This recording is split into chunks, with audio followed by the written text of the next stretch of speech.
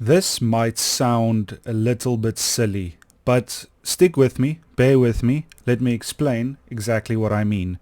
So, obviously, Battlemage is coming out soon, or it's already launched.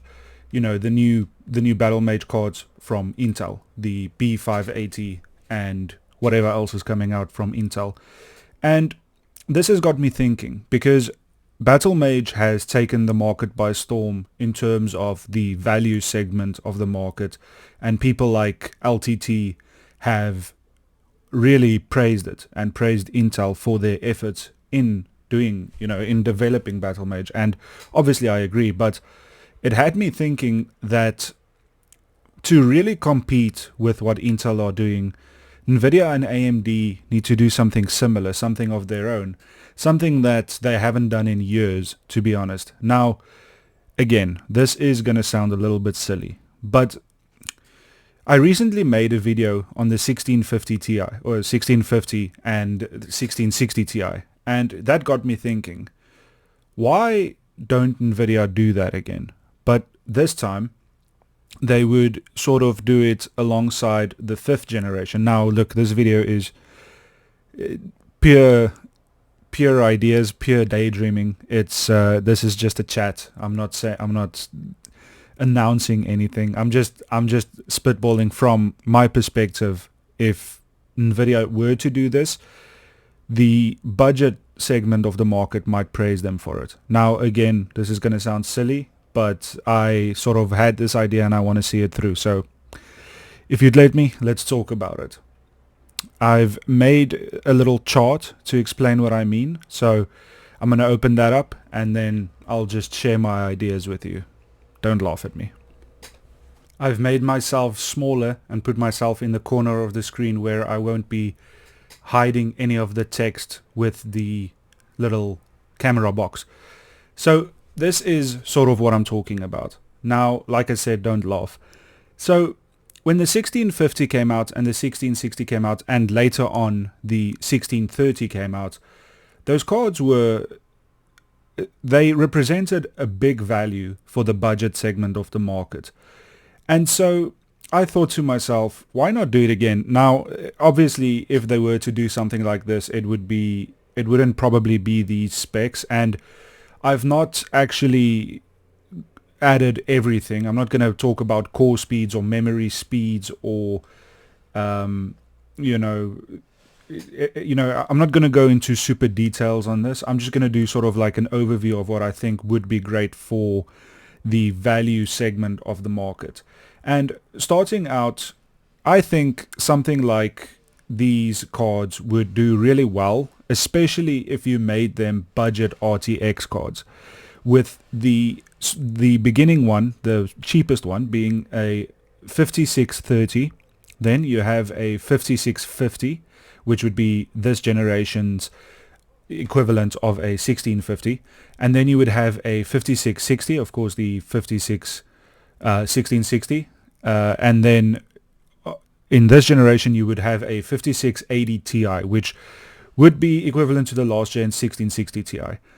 Now the 5680 Ti would be slightly better than the upcoming 50. There's a lot of numbers, I'm forgetting what's upcoming. The RTX 5070 would be slightly worse than the 5680 Ti, but it would be better than the 5660.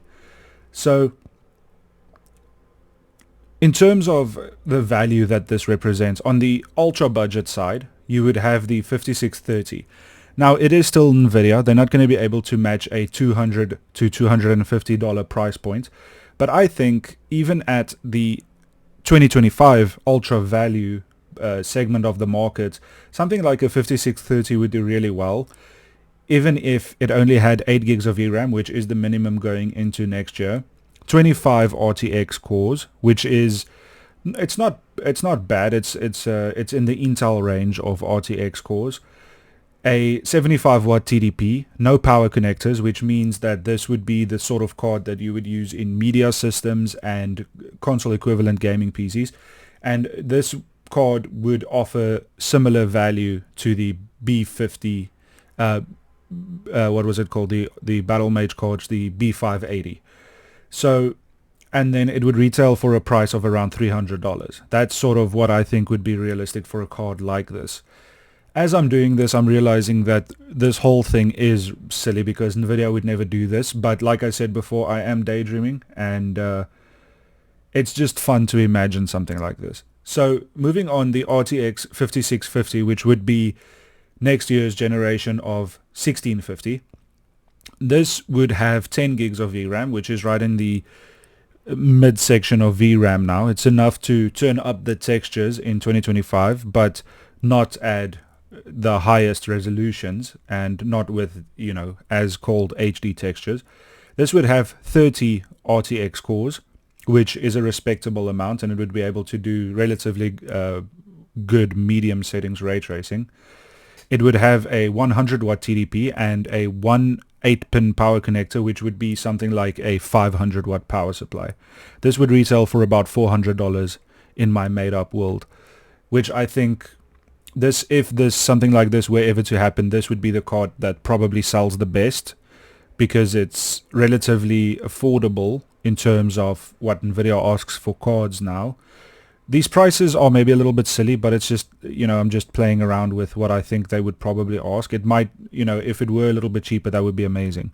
Then the RTX 5660, which would be the equivalent to the 1660 Ti.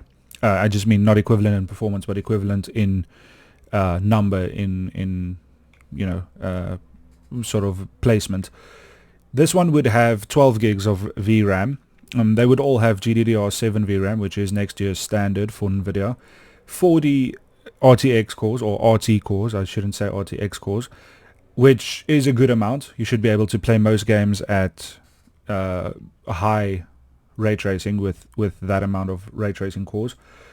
A 140 watt power TDP, maybe 140 to like 180 or something like that, something like a 600, 700 watt power supply. And this would need an 8-pin and a 6-pin and would retail for about $500, which I think is relatively realistic. And this card would be in next year sort of equivalent to maybe something like a 3080 or a 4070, more or less, something along those lines. And then ultimately the best card in the lineup would be the RTX 5680 Ti. And this would have 16 gigs of VRAM, which is a respectable amount going into next year. 50 RT cores, which is similar to that in the 5700 coming out next year. 5070, sorry, coming out next year. And this would have 220 watts, which is also similar to the 5070. It would need two 8-pin power supplies and maybe something like a 750 or 850 watt power supply. And it would cost around $650. And this card would be equivalent to a 3090, a little bit better, 3090 Ti, 4080, around that spec of card. So, a very performant card, which probably wouldn't place it in this list. But even if you were to erase the 5680 Ti and just go with the ultra budget 5630, maybe that one would be like $200 if they really want to beat Intel. 5650, which is the mid-spec one, and the 5660, let's make that a Ti and put those values up a little bit, something like that. I think, honestly, in my opinion, as silly as this sounds, these cards would sell quite well, and they would be sort of equivalent to the RTX range for next year, the 5th gen range, but they would be a little bit lower than each in terms of performance. So the 5650 would be worse than a 5060, but only slightly. The 5660 would be worse than a 5070, but only slightly. The 5680 Ti would be worse than a 5080, but only slightly. So that's sort of, what I was playing around with when I made this. And again, this video is just for a little bit of fun. I know it's silly. I know you guys are going to say that this is stupid, and it is. But I was just playing around, having some fun, and thinking about, what I think Nvidia could do to really approach the value segment of the market going into next year, because it really seems like the value segment is getting some new options now, which is a fantastic thing for gamers. But to be realistic, what they would probably do instead is maybe, instead of a 5060, they would make like a 5030, which could be an 8 gigabyte card, similar to the 5630, something like that. That is probably what they would do. And if they can sell that for $250, it would just be just as good as this. So, little bit of a different video today, a little bit of fun, a little bit of silliness. I know this is silly, I know this is stupid, but I actually enjoyed making this. It's something different, and as unrealistic as it is, it does kind of show you how few value options gamers have now. So yeah, what do you think about this? Do you think that Nvidia will ever get back into budget graphics cards? With RTX and with AI, it doesn't really seem that way. It seems like they are in a different ball game now, in a different market. And while gaming is still huge, I don't think it is the priority that it was at some point. I can see AMD doing some budget things, releasing some budget cards, but I can't really see Nvidia doing this anymore. I think Intel might gain a little bit of market share if they keep doing what they are doing and don't get greedy. So yeah, with that said, let me know what you think. Do you enjoy this kind of video? It is a little bit different, but I had fun making it. So thanks for watching, and I hope to see you in the next one. Cheers.